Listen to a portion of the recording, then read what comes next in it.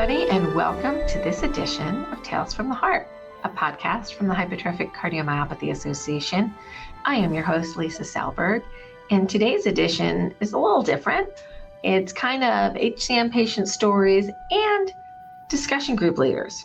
So we have two lovely ladies with us today who are known to the HCMA, some for really long times. And they stepped up during the COVID crisis, and we were developing our discussion groups. And they have been discussion group leaders going on 4 years now. So I will introduce them in the order that they appear on my screen. So we'll start with Karen. So welcome, ladies, and welcome, Karen. So can you tell us a little bit about your HCM experience, and then we can get into the discussion group side of things. My family has a long history of HCM.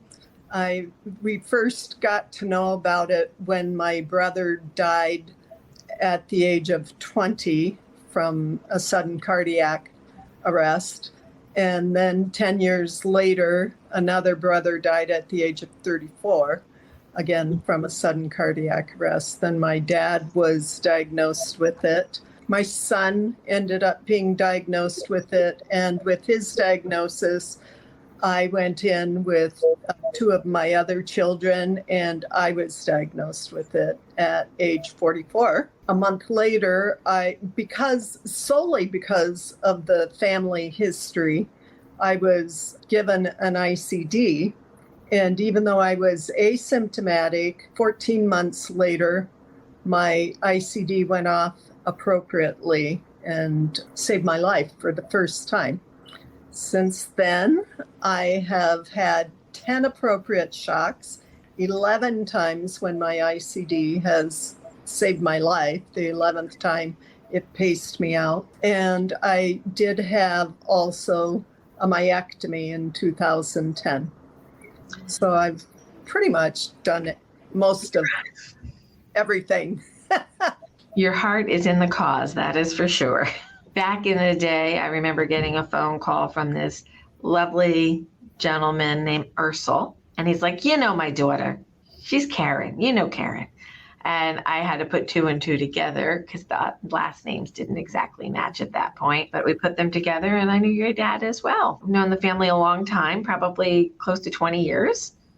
Oh, yes. It's been a long time.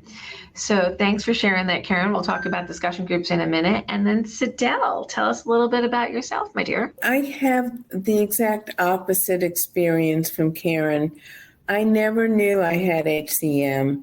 I was an avid exerciser, never had any issues, except that I would get winded and I thought, oh, you're very out of shape. One day in around 2006, we had just moved to Cleveland, Ohio in the year 2000. We had taken a trip, my husband and daughter and I, to Washington, D.C., and we were walking uphill from the Woodley Park Metro to the zoo. And if anyone's been there, you know it's uphill, but it's not a terrible incline. And I was okay. And then I got there and I started getting very lightheaded, and I had a lot of trouble getting out of it. Eventually I did, but it took close to an hour before I felt more normal and I could leave on my own. I came home to Cleveland, and eventually I went to a cardiologist, just a regular cardiologist, and he diagnosed me with hypertrophic cardiomyopathy. Then I had to pick my jaw up. Like, no, I am really in good shape, and I couldn't believe it. So that was the start of my journey. Eventually, I heard about an excellent program, a COE at the Cleveland Clinic, which is, within 15 minutes of my house. So I changed to see Dr. Harry Lever, and he's been my doctor until the COVID time. He was wonderful, and he took great care of me. And that's when I understood the seriousness of it. My first cardiologist kind of passed it off as, well, you'll be fine. You don't need any medication or anything.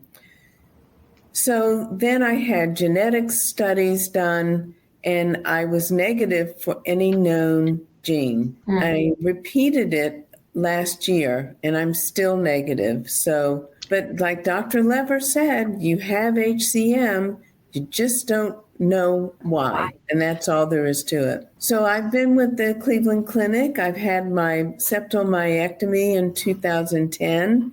And since then, I've been really stable. Knock on wood. We'll not got anything for you. Keep you stable. Yeah. So you two lovely ladies got teamed up through the HCMA to be team discussion group leaders. So it was COVID. People were feeling separated. We wanted to do support groups. People weren't really into the word support, but they were into the word discussion. So we changed the words to discussion groups, which do provide some support, a little education, a little encouragement, depending upon what the crowd is that night. The idea was we were going to break it down into different segments of HCM, because a discussion group talking about HCM, Lord knows we could all go down rabbit holes, right? Yeah. So your group is dedicated to ICDs, device therapy, and you both have devices. I have a device again. My body craves cardiac technology. That's all I know. So my transplanted heart has a leadless pacemaker, for those who missed that chapter of Lisa's medical whatevers. But I had four or five ICDs and one pacemaker prior to my transplant. So we know that sometimes becoming friends with our devices can be challenging. They're a little scary. It's, we can have our little jokes about being cyborgs and being computer operated or whatever. But for some, it's a real big shift in understanding. And there's always the fear that it's actually going to do the job that it's supposed to do. Who wants to take the lead on first stabs as, what do you guys get out of a discussion group? Why do you do this? Why are you such great volunteers? Karen, I'll pick on you first, and then I'll go to Sydelle. Okay. I think anytime that I can help someone else navigate life with HCM, why would I not? It's my way to make it a little bit easier for someone else to share if my experience can help someone else with their own fears and their own trials with HCM, I'm more than happy to do that. Hopefully that does happen. You're their biggest fear and support because your device has gone off 11 times. That's a lot. And I always try to point out that I am an anomaly, that of all the hundreds of patients in the studies that the Marins have done, I am the anomaly. You can take my experiences, but don't think that because it has happened to me 10 times, it's going to happen to you 10 times. Very well said. Sydelle, why do you think it's important to get involved in this way? Very similar to Karen. I just wanted to help people live with HCM and not be scared and freaked out all the time. And, I know when I started this journey, I was just getting to know HCMA. There was really no one at all. And I mean, fortunately, I have a friend down the street who gave me some advice, but it wasn't the same.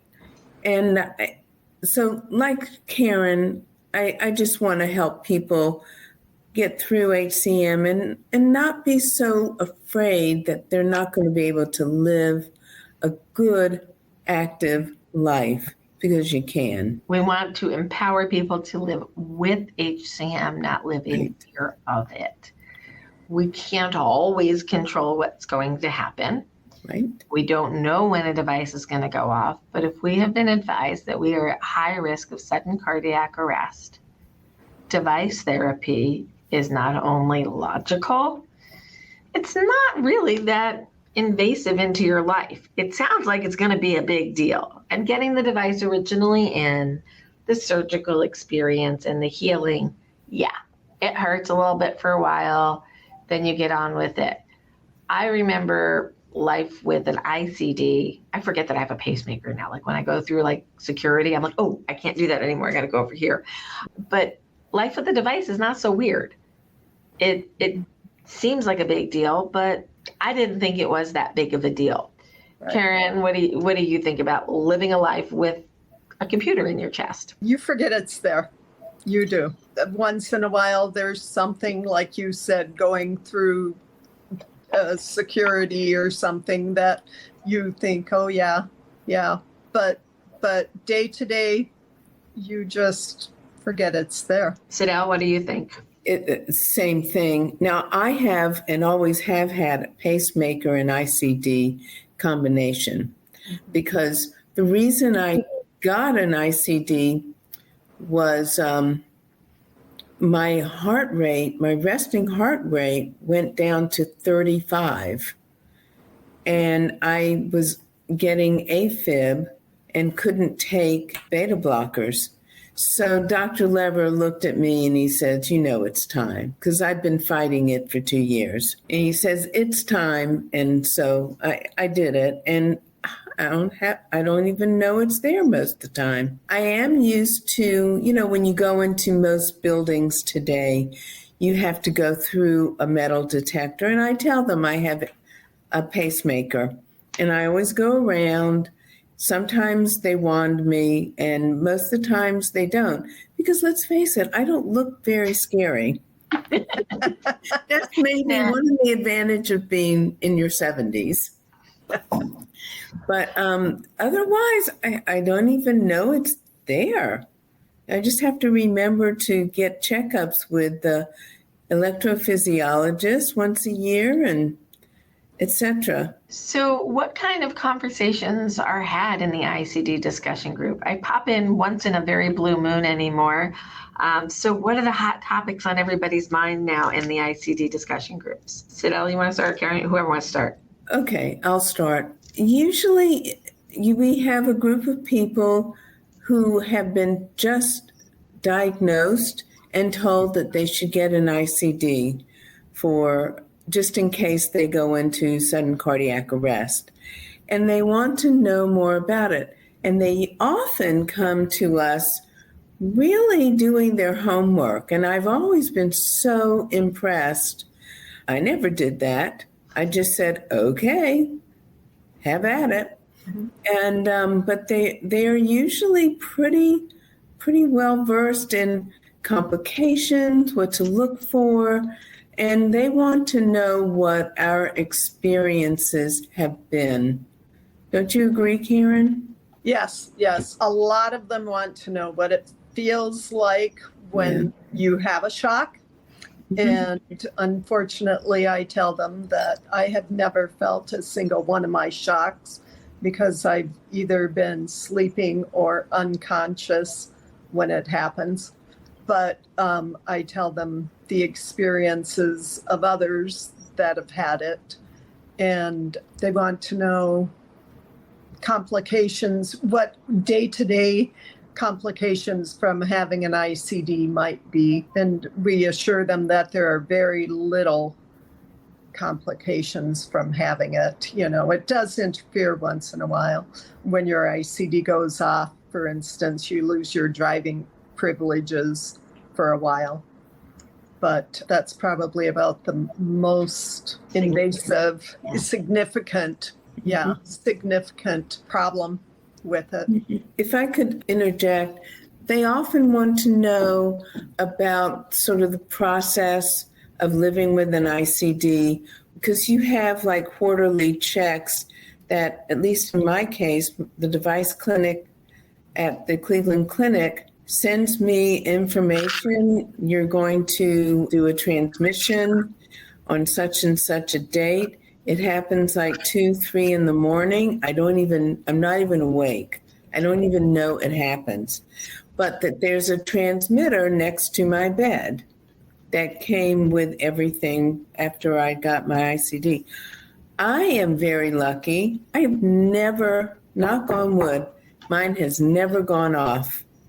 And I'm very, very grateful for that. And I've had no more AFib attacks. Yeah, I'm really lucky in that respect. My ICD only went off after it was out of my body. Do you guys remember that? After it was, no.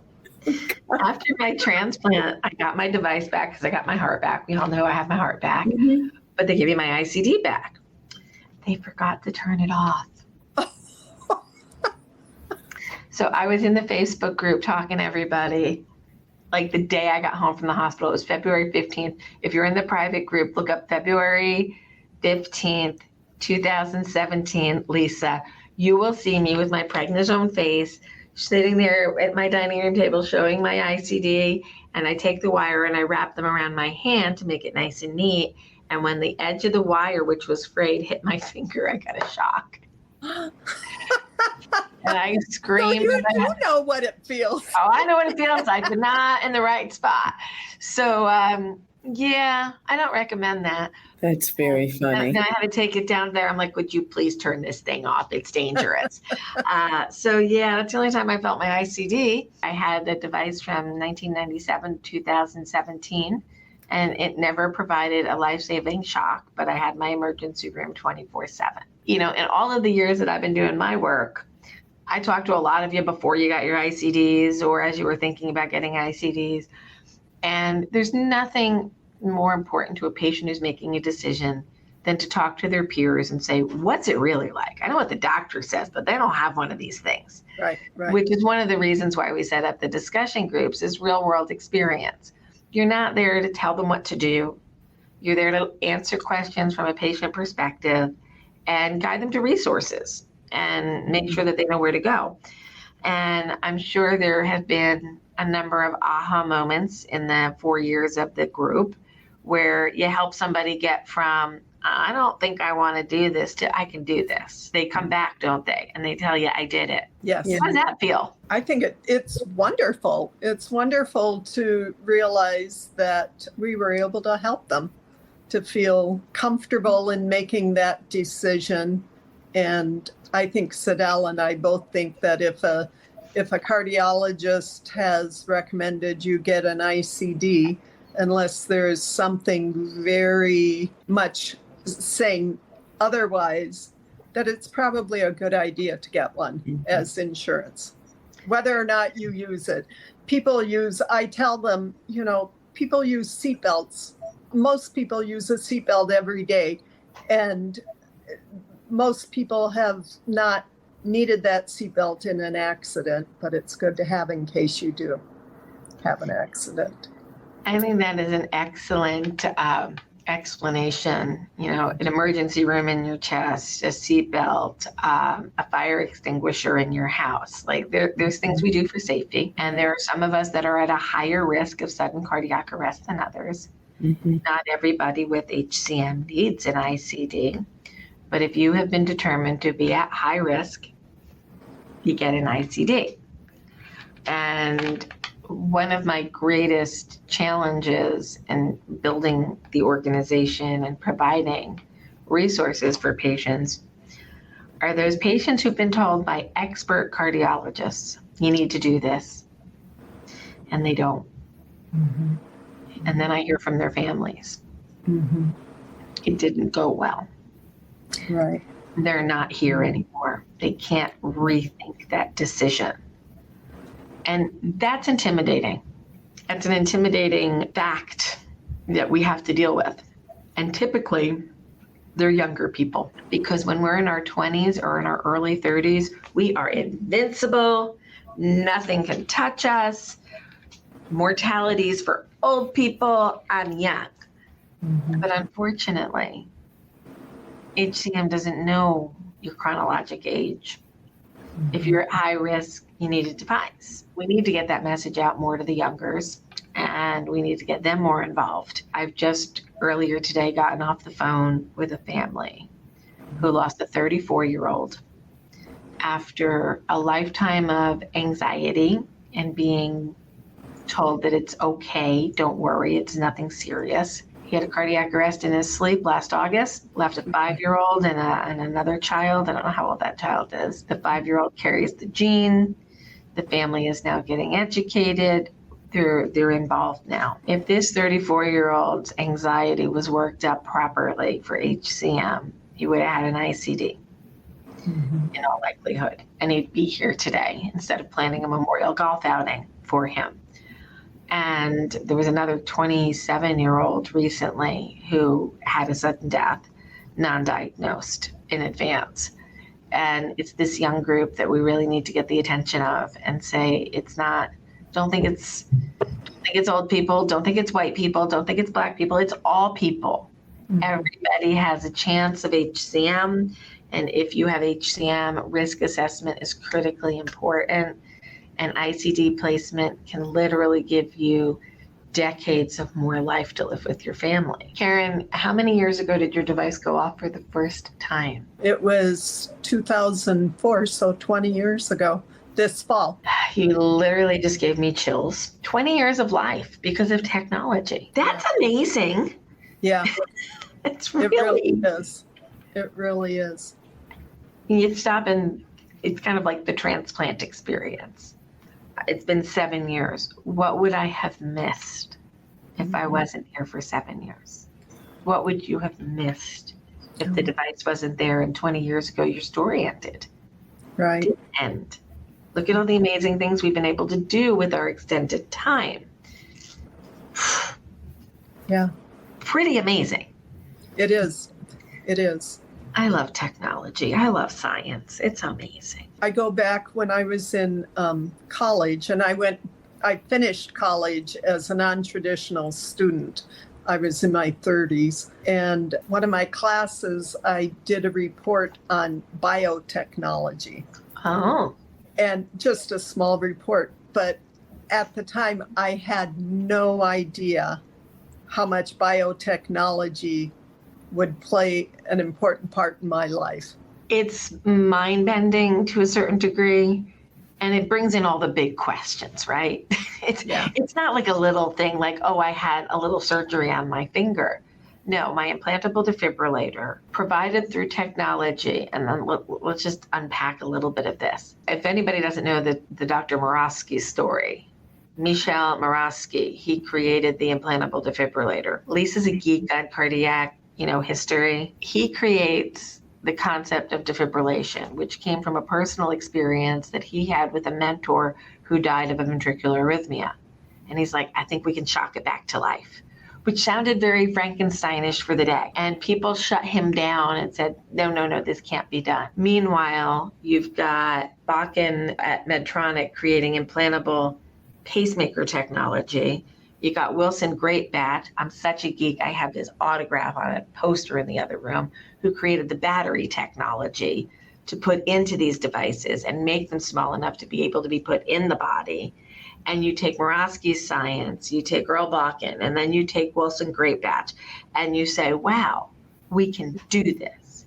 And we've gotten better, and they've gotten smaller. Now we have SICDs that the leads don't have to go in the heart. There's the EV-ICD that's coming out from Medtronic. It's just getting some traction now, where it's another no lead in the heart, but it's over the heart, under the breastbone, so a different lead position. And then the generators are getting smaller, they last longer. And the original paper that Moravsky wrote about ICDs, when you go back and you look at the patient profile, there were 4 patients profiled.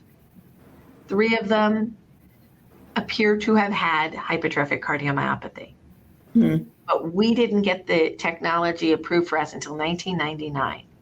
There was all this time where ICDs were going in post-myocardial infarction patients with weak heart muscles. When 4 of the patients, 3 of them had HCM in the original trial, but it took another 15 years for it to come to us. And we have it now. And Barry Marin has spent countless hours working on improving the understanding of sudden cardiac arrest risks. And the group in England has done great work. And there's people all over the country have helped us create the ESC risk score, the AHA risk score. They're a little different. We want to homogenize them hopefully someday to make it a little easier on everybody. But we know if you have risk, we can protect you from that risk. And that's amazing. So there's my little ICD history dive. I know. That was interesting. I didn't know about Murawski. You got to go look at his history. He is amazing. He escaped from the Nazis. He was Jewish, and he was in, I guess, his 30s, 40s. He's a young man. His family is getting taken away. He goes to Russia to hide originally, I think, and then he goes down to, I know he was in Cuba for a while. I think he was in South America, and then he came to the United States. He might have gone through Israel too. But this guy, he was like 15 when he went off on his own, and he lost almost all of his family in the war. And he had this mission that he was going to save lives. And yeah, I've heard his family talk at different events over the years. I was just an extraordinary individual who survived unimaginable horrors to come and give so much to society.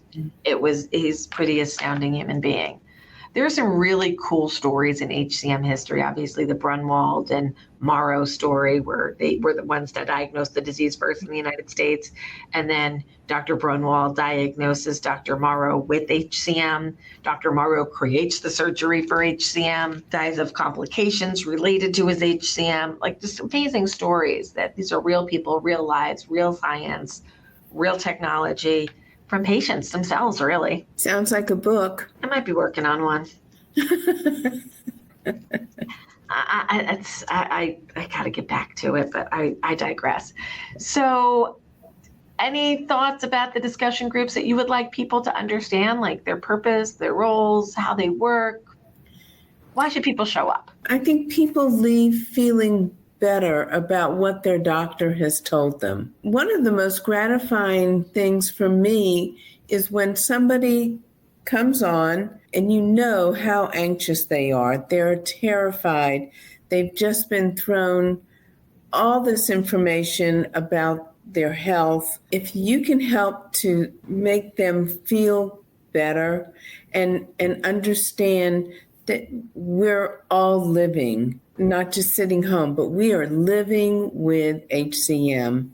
And if you can help them with that anxiety, and a lot of patients want to know the sort of how the healing is done. And I always tell them, one thing they never told me was get some button-down shirts. It's so easy. But nobody tells, doctors don't think about it because they do this every single day.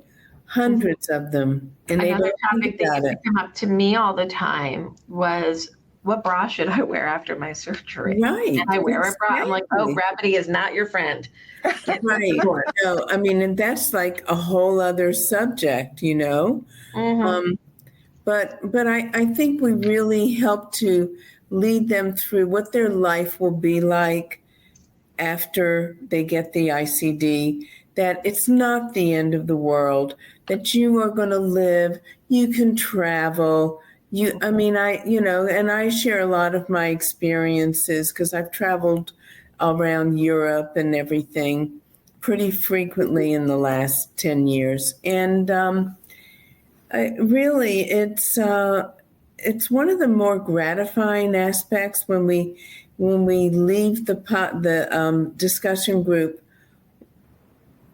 I feel like people feel better about having to make this decision. I think we give them confidence. Not only do Sydelle and I help answer questions, but we ask the other participants who have experience, because even though it is true that most of them are recently diagnosed, recently told they need an ICD, we do have those who do have ICDs who come into the discussion.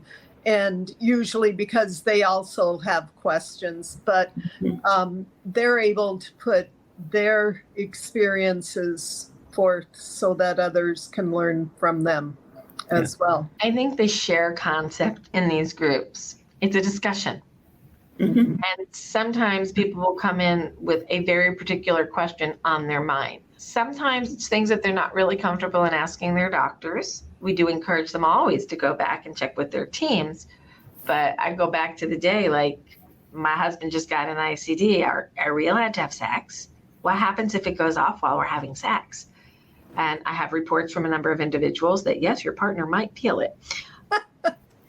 But it's rare. It's ultra rare. So some of them are blushable questions, as I call them, but they're real questions. Like, it hurts to put my seatbelt over it. What do I do? Well, here's some padding. Here's some things you may want to think of. Eventually, it won't hurt anymore.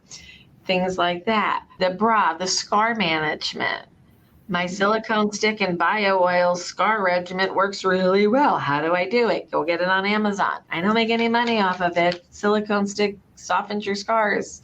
Bio oil takes out the redness. Once it's okay to treat, ask your doc. There's a mechanism for you. You have thin chest walled people who are like, I don't have any place to hide the device. What can I talk to my doctor about? Subpectoral, SICDs, all of these questions. Women who want the scar to go long ways so it goes along their bra strap versus across the chest. Can you talk to your surgeons about this? Sure you can. Tell them what's important to you. Empowering patients to ask questions. I'm hoping that we get some more family members coming to the group soon, because I think they can benefit a lot too. We're going to be doing more reach out to caregivers and family members and make sure that they're more supported through the journey as well. Ladies, I thank you for joining us on Tales from the Heart. And I do want to give a shout out to all of our podcast sponsors. You can find them at 4hcm.org. A couple of quick announcements. Our annual meeting is coming up on October 27th in Boston, and we hope that you all sign up and come join us. It will take place after the conclusion of the International Summit, and we will have patient clinical trial rooms. We will have patient engagement opportunities.